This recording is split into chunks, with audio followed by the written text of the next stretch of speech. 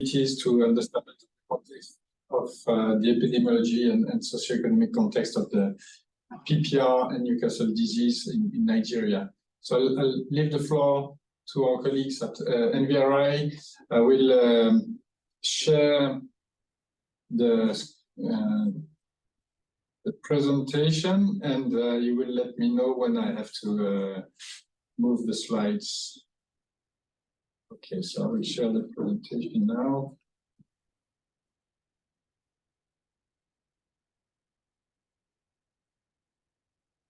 Okay, here's the presentation. So I leave the floor to Dr. Bashir Bolajoko, please.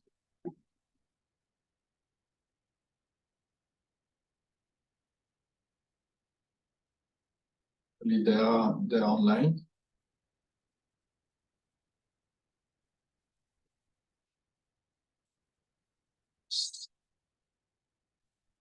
Can you hear us at NVRI?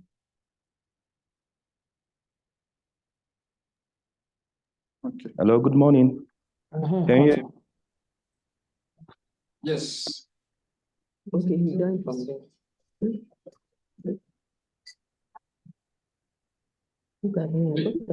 Yes, please go ahead. Okay, I can't see the slide. Can you please?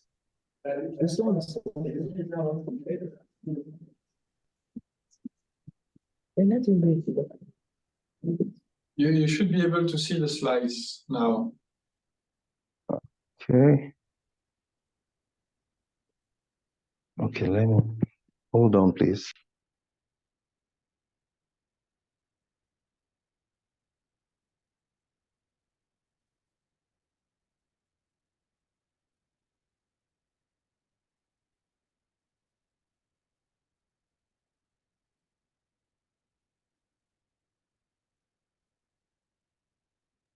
Can you talk? I still can't see it. I'm here with the IT guy. He said you should share it again. Okay, I'll stop sharing and start again.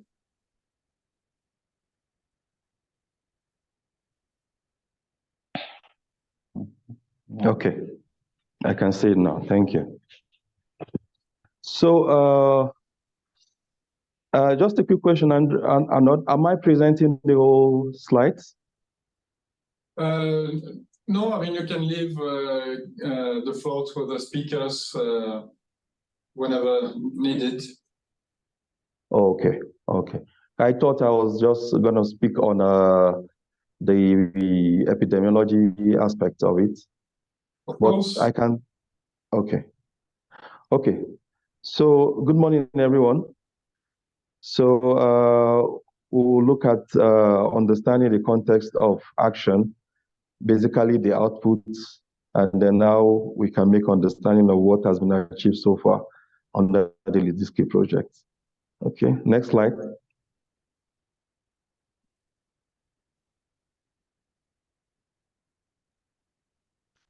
Okay, so the presentation has this outline. First, we'll look at the epidemiological surveys, which was carried out in Bauchi and Kano, and then a socio-economic and participatory epidemiology survey in Bauchi. And also we get to hear updates on genotype of PPR virus and ND virus, as well as we'll discuss the animal mobility and risk mapping. And then we'll look at the plans for the next steps. Next slide. Okay, so thank you. So essentially, in Bauchi, for the epidemiological survey, 220 villages in 20 LGAs were visited from March 2022 to July 2022, and a total of 2,200 small ruminants, which include 1,266 goats and 934 sheep were sampled, 1,760 village poultry, which included 1,315 chicken, 204 ducks, 191 turkeys, 12 guinea fowls, and others were sampled in Bauchi State. Next slide. For the serological survey for PPR and ND in Bauchi State, the results show that village seropositivity rates was 98.2% at confidence interval of 95, and animal seroprevalence was 46%. Animal seroprevalence at village level ranged from 24.9% to 70%, depending on the LDA in question. Whereas results for Newcastle disease show that village seropositivity rates was at 68.6%, and animal seroprevalence was at 23.6%, both at 95% confidence interval. Next slide. Okay. So still on the epidemiological survey, results of the ND biological survey in Bauchi revealed that 1,100 samples were processed. Out of these, 383 real-time PCR positive for ND, 211 viruses were partially sequenced and pathotyped, 32 viruses characterized by fusion gene, and giving us the pathotype identification, 181 lethogenic avirulent viruses, 30 velogenic virulent viruses. Next slide.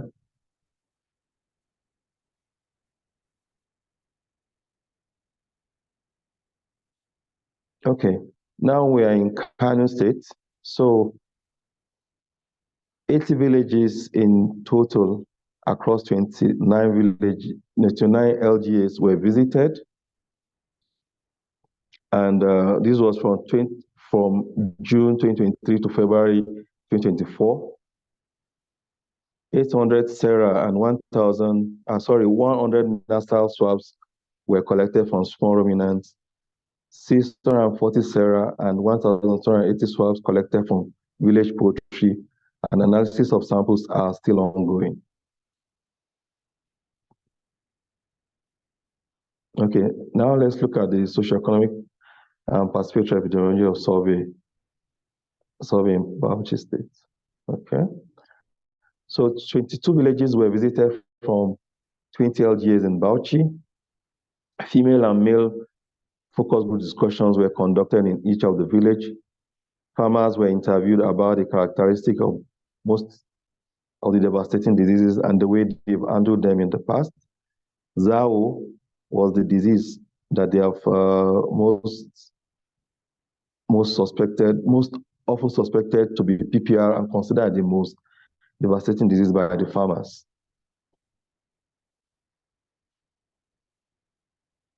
Okay. So ZAO was the disease most often, just as I've said earlier, was the disease most often suspected to be PPR and considered the most devastating disease by farmers. The disease mainly occurred during the wet season. The farmers consider it was mainly due to consumption of early green grass. They often used traditional medicine to treat, while also seeking for veterinary advice. The morbidity rate was estimated to be around 60%, while mortality rate to be around 27%. Next slide, please. Okay. Now, for the participatory epidemiology survey, still, Makere plague and Farinkashi white diarrhea were the diseases most often suspected to be ND and considered as the most devastating disease by farmers. The disease mainly occurred during the dry season, and farmers considered it was mainly due to cold weather. They equally used traditional and conventional medicine to treat. The morbidity rate was estimated to be higher in chicken and guinea fowls, while mortality was estimated around 24%. Next slide, please. The highlights of the participatory epidemiology survey, PPR and ND, the two diseases are of major concern for the communities. High diversity of names used by farmers across different locations. symptoms and syndromes used to describe diseases suggest that there are possible commodities and same name for different pathologies. Poor implementation of preventive measures, including vaccination, were seen as a challenge. Poor consultation of veterinary services for the prevention and treatment of animal diseases was also an issue. Farmer knowledge, important to collect, improve understanding of the disease epidemiology and adapt intervention to develop effective surveillance and control. There is need to carry the farmers along so that the record and data we have can be meaningful for their use. Next slide.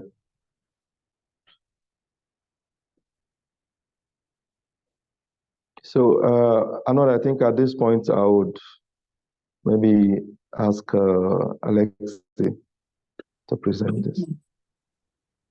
Okay, thank you, Bashir. I'm going to present some of the results of the socio-economic work. So first, we conducted a cost-benefit analysis of PPR vaccination. It's actually a work which is still underway, but I'm going to present just quickly the methodology and the preliminary results. So we use what we call an efficiency model, which is which works in different steps. The first being reconstructing the herd demographic structure and modeling a state of steady state demographic equilibrium, where we parameterize, which is parameterized using the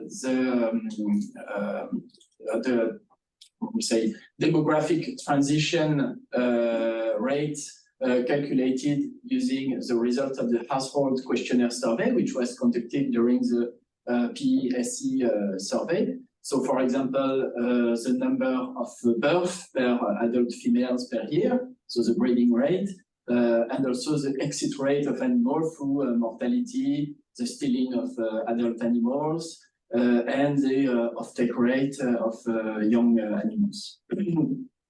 And based on this demographic model, and also based on the knowledge on the PPR force of infection, which was calculated, estimated based on the result of the serological AP survey conducted in Bauchi and Plateau state, and based also on the knowledge of the effect of disease on PPR on mortality, and also the early removal, the early sale of animals, qualify it as rush sales. We can know which fraction of the mortality and of the sales of animals is attributable to PPR outbreaks. So this way we are able to compare the demographic structure and the production of the herd, of small ruminant herd, in two different scenarios. One is a status quo scenario, so with the current state of mortality, slaughter rates, and so on, and with a scenario where we remove the effect of PPR, because we consider PPR is absent because the herd is protected by vaccination. Okay. Next slide, please. And so preliminary results show that the net result of vaccination varies between 25 and 65 US dollar per in parity of purchasing power per adult female goat, and between 42 and 66 dollar per adult. There are differences between Plateau and Bauchi, as you can see on this graph displayed on the right. And this may be due to the fact that in Plateau, we saw that there is a negative net result of goat herd, which in practice means that actually goat farming is not profitable. Farmers need to lose money, to lose economic value through the farming of goat, and so this affects the result of the net. This affects the cost benefit of vaccination as well, but also it's also due to the fact that there is a lower PPR incidence in plateau and lower live animal market price in plateau. Okay, next slide, please. During the PSE survey, we also gathered semi-quantitative data, which are scorings of the different contributions of small ruminants to the livelihood of households. So this were 10 focus group discussion, and also scorings of the different disease impact mitigation strategies that are implemented by farmers. Okay. So I'm going to present here what we have with prevention strategies, so strategies, actions that are implemented by farmers in anticipation of outbreaks. So the two main actions prioritized by farmers, as you can see on the histogram on the upper right corner, is vaccination, but we need to be cautious with what farmers may refer to as vaccination, and prophylaxis with drugs and herbs with traditional treatments, we say local remedies. We need to be cautious because when farmers use the word vaccination, it actually could refer to vaccination against another disease, because during PPR, during focus group discussion, we identified disease names like ZAWO, as it was presented before, which could refer to PPR, but could refer also to other diseases. Okay, and also farmers sometimes confuse vaccination with other kind of treatment, like antibiotics, deworming, and so on and so on. Okay, we noticed that for women groups tend to rank vaccination and other prophylaxis action higher than men, and men quite often actually men do not mention any prevention measure at all. So we are much more likely than women to say, oh no, we don't do prevention, we don't have any preventive actions. And when we mention preventive action, we are more likely to mention sanitation measures like hygiene and so on. Okay, next slide, please. Regarding actions that are implemented during outbreaks, the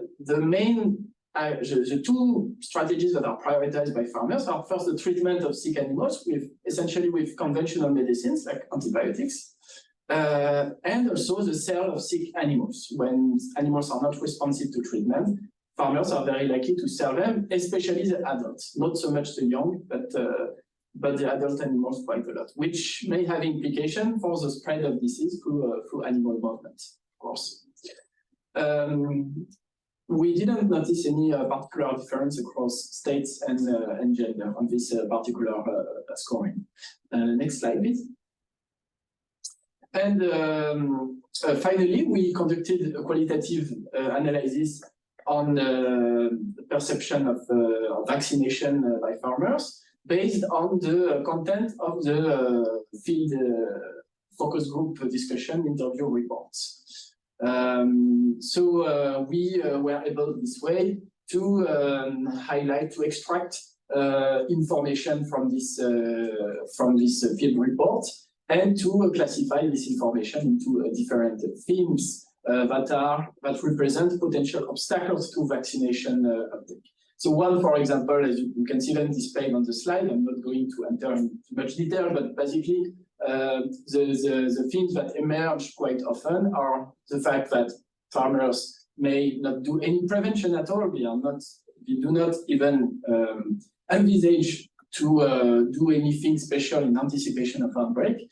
There is a lack of knowledge of the prevention on vaccine, particularly as I mentioned earlier. Vaccines are very often confused with other types of treatment, and they do not make necessarily the difference between vaccines treatments with antibiotics and so on. There are other preventive strategies that farmers may prefer to vaccination, especially when farmers have practiced, when the farmer's family have practiced small ruminant farming for a long time. They are used to apply some particular method, like the use of traditional treatments with herbs and so on. And we may not necessarily depart from this habit. We notice also a gap between knowledge and practice. Sometimes farmers are aware of vaccine, they have heard of it, they have the information, but we do not necessarily practice it. Okay. There are also other things that were reported less frequently. Okay, next slide, please. So if we can summarize our key findings, the key obstacles to vaccination seem to be the lack of knowledge of vaccines, the reliance of alternative strategies, like the treatment or the cell slaughter of sick animals as a reactive as a reactive action, or we may use vaccine but only as a reactive prevention. Let's say that we vaccinate or we use some prevention, but only when the outbreak happens. Okay. Which in this case is not really prevention. There is an unequal access to vaccines. Some focus group mentioned that actually we know vaccine, but we don't have access to it. And overall, a lack of preventive mindset. And in some focus group, we could notice this kind of fatalism, a sense of fatalism towards the occurrence of outbreak. But vaccine price, and this is an interesting result, vaccine price was never mentioned as a key obstacle. It did not necessarily mention, or maybe only once, maybe, they mentioned the cost of purchasing vaccine as a limiting factor, as an obstacle. Okay. So policy recommendation in this case would be to increase vaccine awareness among farmers, of course, explain why alternatives are ineffective in the case of PPR, or could have negative externalities. For example, selling sick animals can have some negative impacts on the propagation of disease, and increase vaccine availability. We see that through the cost-benefit analysis, that vaccination against PPR is highly profitable because a large part of the mortality of the young can be attributed to PPR. And so it is quite obvious that it's in the interest of farmers to vaccinate, even from an economic standpoint. So so the price of vaccines should not really be an issue, but the issue is really the access to the information and the access to the product itself. Okay. And I think I'm done. Thank you. Thank you, Alexis. We'll move to some updates on genotyping results for the two diseases. And I will be starting with PPR virus genotyping.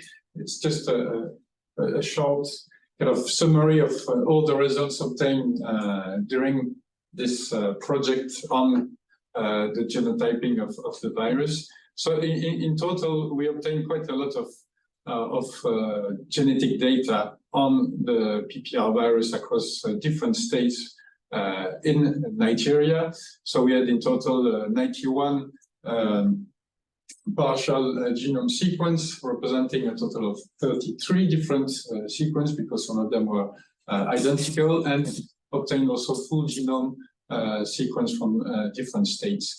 And it's quite a very good, important amount of data for this virus, because genetic data is quite, it's not often that we obtain so much data in a country to follow the diversity of the genetic diversity of the virus, and how genetic analysis can be used for surveillance and control. And so here, what does this genetic data tell us about PPR and its circulation in Nigeria? First thing is that we do find a high diversity of PPR virus circulating. It means that we have a lot of strains that are quite different in terms of genetics, and you can actually separate them in different clusters, as we did here in the map. So you have like different colors of dots and shape corresponding to groups of sequences that are part of the same cluster or clade, and it can provide, for example, give us information about how distributed those clusters are, and we can see that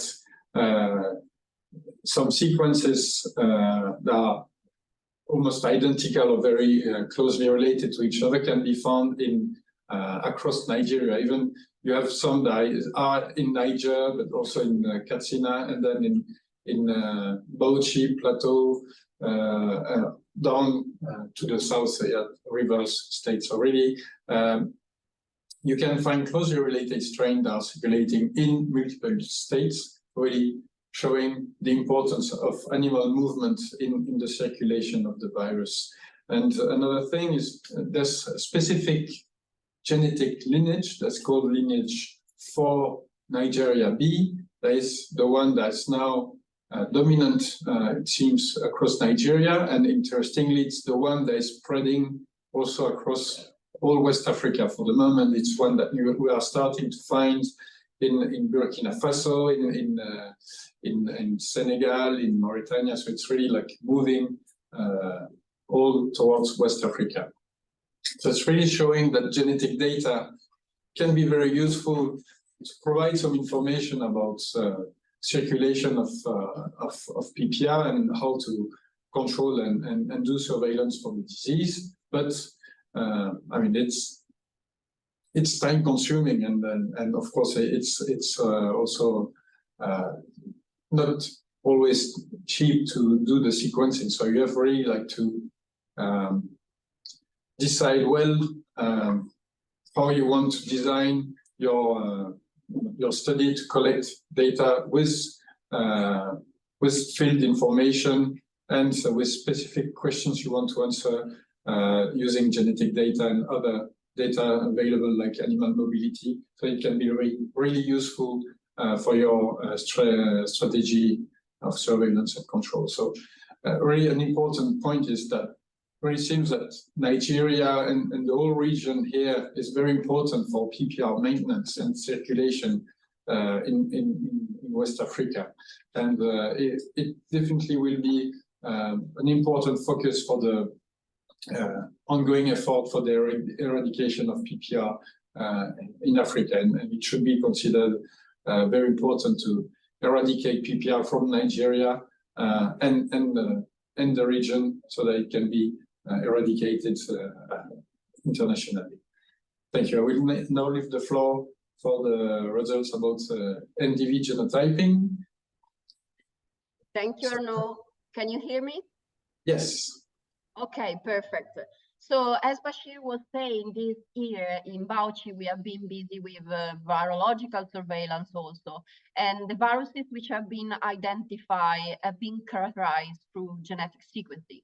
Genetic sequencing is becoming the objective way in order to identify the characteristics of the viruses and follow them moving across any country where viruses are detected.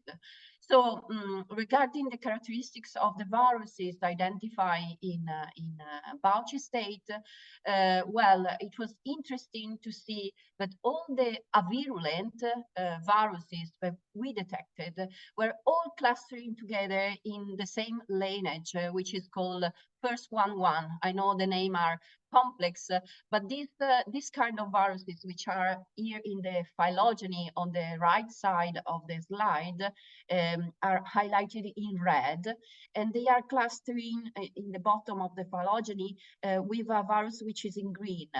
That green virus is a vaccine strain, and in particular the thermostable I2 vaccine.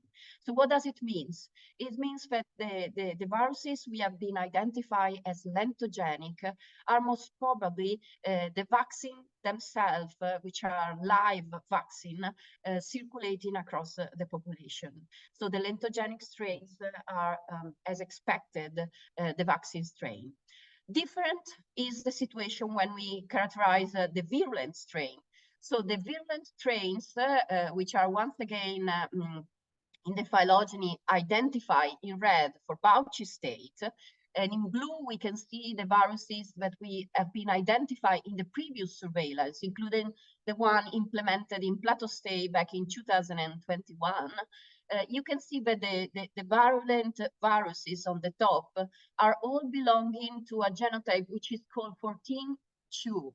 This genotype, I know is no meaning this name, is an arbitrary name provided by a nomenclature, an international recognized nomenclature, but this naming refers to viruses which are highly virulent. So these viruses have been detected also in Bauchi together with other countries, including Niger. Recently, this virus has been then detected even beyond Nigeria. The other virus that has been identified is called 21-1.1. What does it mean? This virus has been identified in pigeons, and this virus is a let's say, endemic virus in the columbiform. So also this data was quite expected. So the surprise here was to identify the virulent strains similar to the one identified in Plateau, the 14.2. Next, please.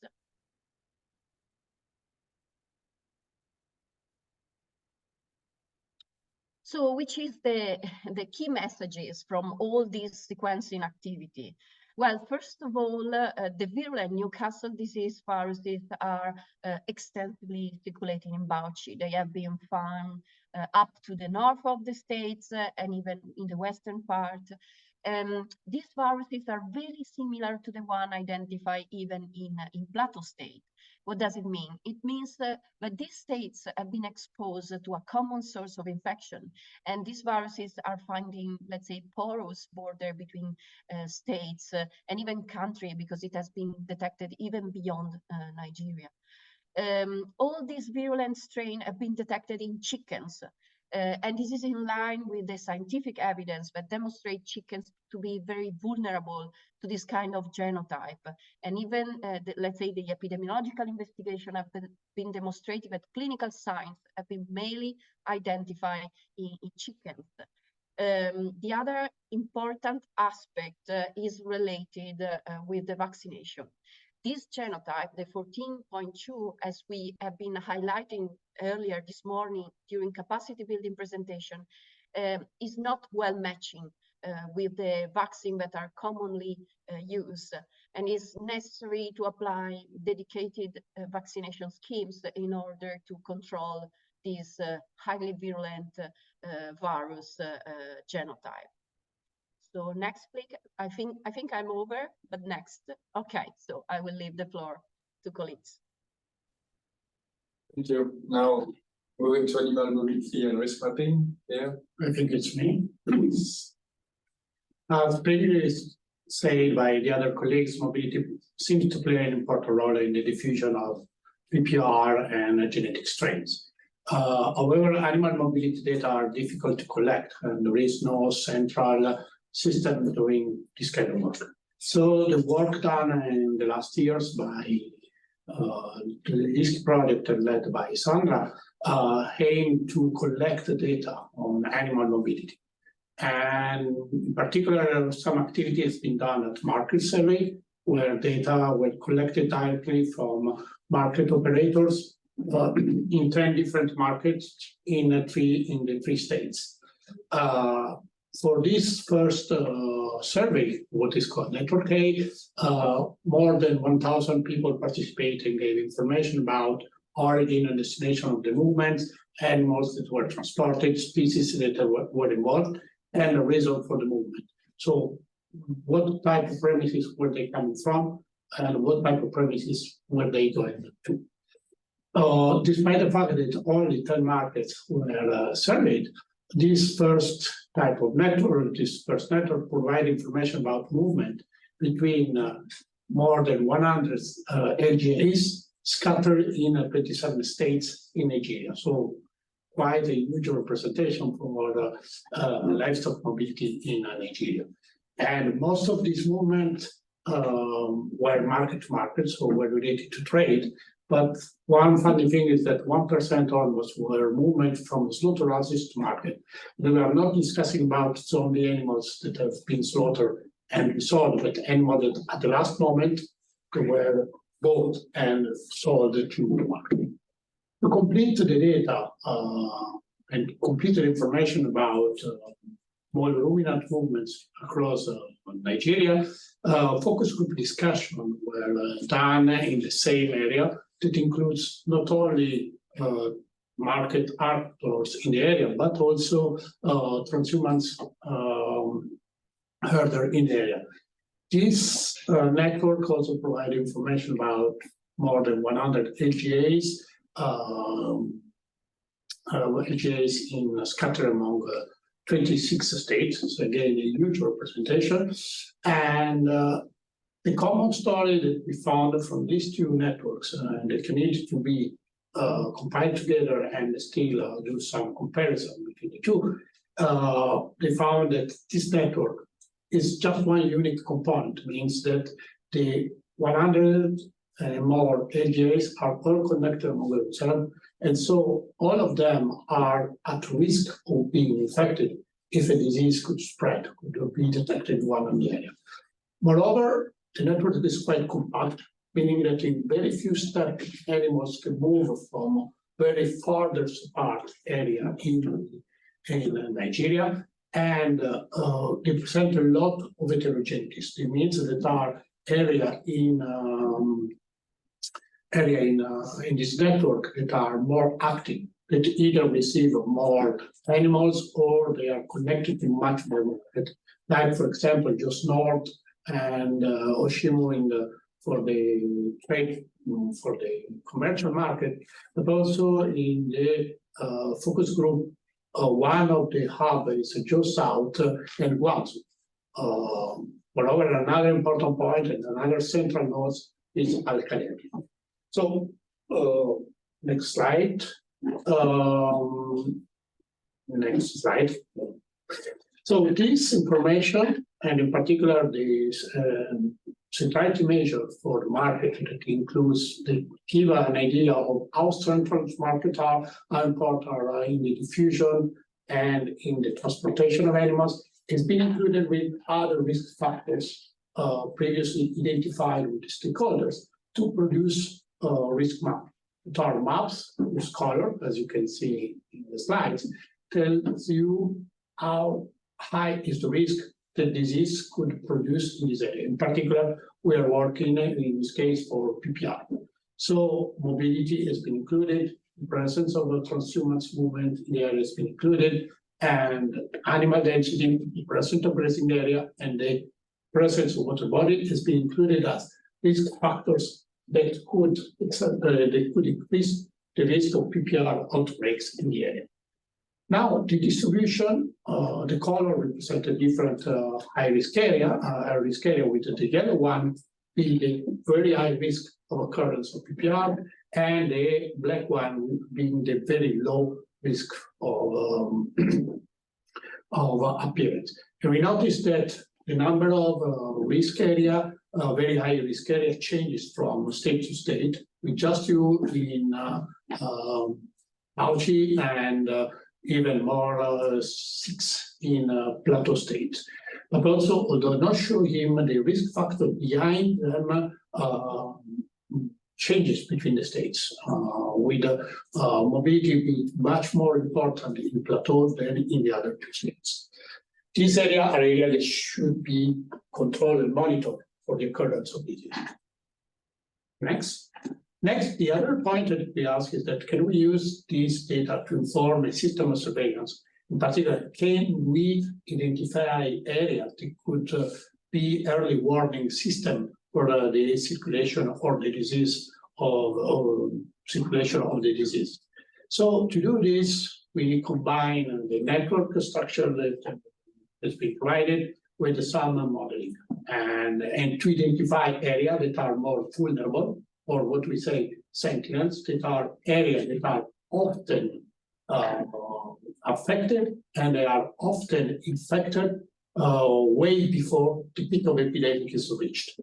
And so if this area can be identified, an early system warning can be put in place, say, oh, the disease is appearing here, be prepared that put in place some control measure in the rest of the network. And so since we cannot run epidemics, but we just run some simulation, we run a large bunch of simulation on this network. We reconstructed network to predict links that were not captured by previous activity based on characteristic, environmental characteristics, and the socio-economic factors, and we identify these sentinel nodes based on the probability of getting infected before the peak in reaching the epidemics. And we compare several scenarios, scenarios simply based on the observed network, the one that has been collected by the data, and the one that has been simulated. And we found very few nodes could be possible sentinel nodes. And we see, like, for example, in Bauchi, the market in the world of Kangar, Quagal could be possible sentinel nodes, while in Plateau we have Kadako, Shandam, Maladama.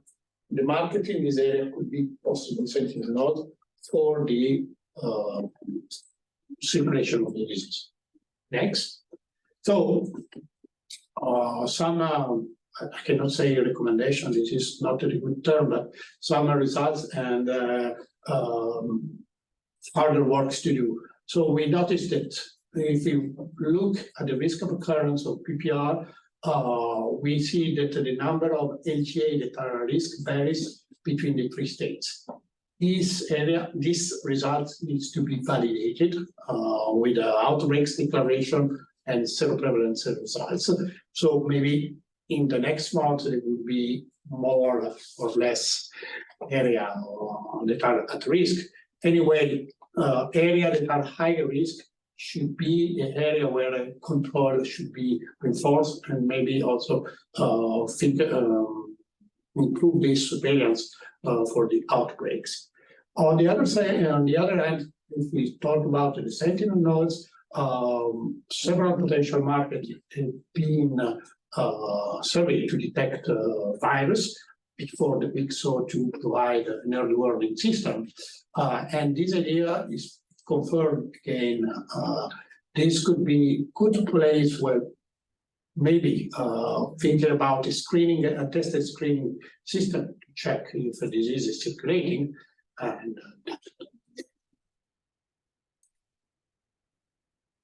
so for the what next slide, I don't know if it's for who we should talk about this.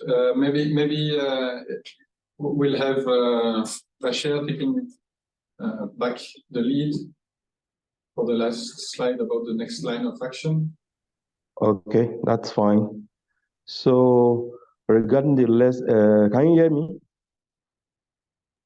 Yes, we can hear you, yes. Okay, so regarding the last line of action, there are 3 major focus. The first one is analysis of samples and data from Kano State Epidemiological Survey, which has just been concluded. And then based on this, we can now make plan for the socio-economic and participatory epidemiology survey in Kano. Hopefully the tentative timeline that we are looking to start is April 2024. And then we hope that the information from these 2 remaining next line of action will be able to provide development and control strategy and possible platform for policy making as regarding disease control across the states.